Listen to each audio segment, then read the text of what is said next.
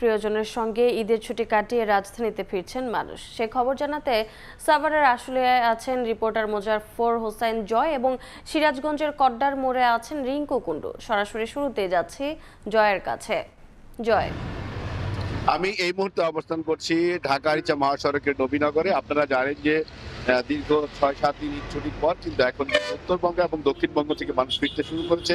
মূলত জীবন এবং জীবিকার প্রয়োজনে কিন্তু মানুষ এখন ফিরতে শুরু করেছে। গার্মেন্টস কারখানাগুলো, বিশেষ করে সরকারি ছুটি তো অনেক আগেই শেষ হয়ে গিয়েছে, গার্মেন্টস কারখানাগুলো কিন্তু খুলে দেওয়ার কথা রয়েছে। আগামীকাল থেকে কিন্তু সকল গার্মেন্টস কারখানা খুলে যাবে। সেক্ষেত্রে কিন্তু তারা উৎপাদন ব্যবস্থা শুরু করবে। সেই উৎপাদন ব্যবস্থা শুরু করার কারণেই কিন্তু মূলত উত্তর এবং দক্ষিণবঙ্গ থেকে কিন্তু আমরা দেখতে পাচ্ছি গাড়ির তীব্র চাপ এখানে লক্ষ্য করছি, যে মূলত ঢাকা আরিচা মহাসড়ক এবং নবীনগর চন্দ্রা মহাসড়ক হয়ে উত্তরবঙ্গ এবং দক্ষিণবঙ্গ থেকে যানবাহনগুলো এসে থাকে।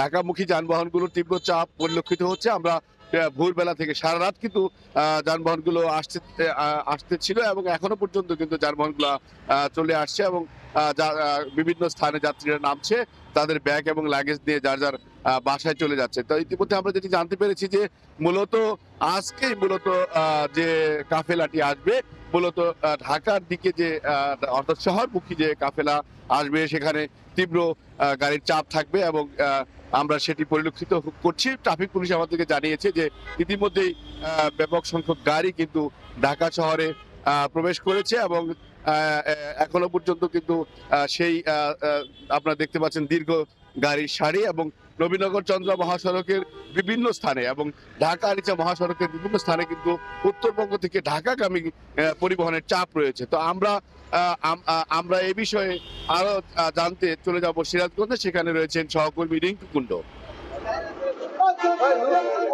প্রিয়জনের সাথে ঈদের ছুটি কাটিয়ে মানুষ কিন্তু আবারও রাজধানীতে অর্থাৎ কর্মে ফিরছে এবং আজকে যেহেতু ছুটি শেষ হচ্ছে এবং আজকে আমরা যেটি দেখছি গত দুদিনের তুলনায় আজকে কিন্তু উত্তরবঙ্গের যে সকল জেলা থেকে যানবাহন ছেড়ে আসছে, অর্থাৎ উত্তরবঙ্গের থেকে ঢাকামুখী যে সকল যানবাহনের চাপ, সেই যানবাহনের চাপ কিন্তু অনেকটা আজকে আমরা বেশি দেখেছি, লক্ষ্য করেছি এবং যাত্রী চাপও কিন্তু আসলে পর্যাপ্ত রয়েছে।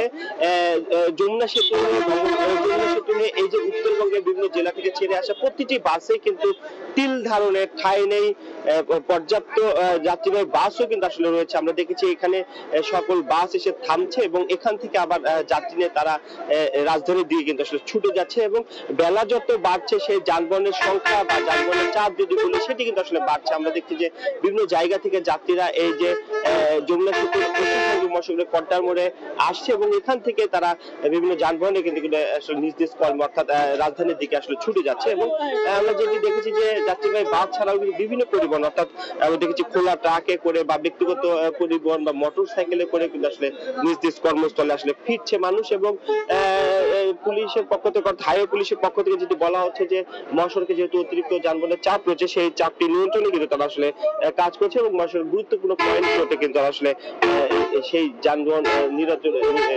যানবাহনের অতিরিক্ত চাপ কাজ করছে। কিন্তু একটি বিষয় যে স্বস্তি বিষয় যে এবার যানবাহনের অতিরিক্ত চাপ থাকলে কিন্তু আসলে যানজটের যে ভোগান্তি, সেই ভোগান্তি কিন্তু নেই এবং স্বাচ্ছন্দ্যে তারা ঈদে বাড়ি আসতে পেরেছে এবং বাড়ি থেকে ইচ্ছে সে কিন্তু আসলে স্বস্তিতে তারা আবারও রাজধানীতে ফিরতে পারছে। তো আমরা বলতে পারি যে এক কথায় ছুটি শেষে মানুষ আসলে রাজধানীতে ফিরছে এবং বেলা যত বাড়ছে যানবাহনের চাপ এবং যাত্রী চাপ আসলে কিন্তু বাড়ছে। তো এই ছিল সিরাজগঞ্জ থেকে আমার কাছে ঈদ শেষে কর্মফেরা মানুষের সবশেষ খবর। সরাসরি যুক্ত ছিলাম সাভার এবং সিরাজগঞ্জে।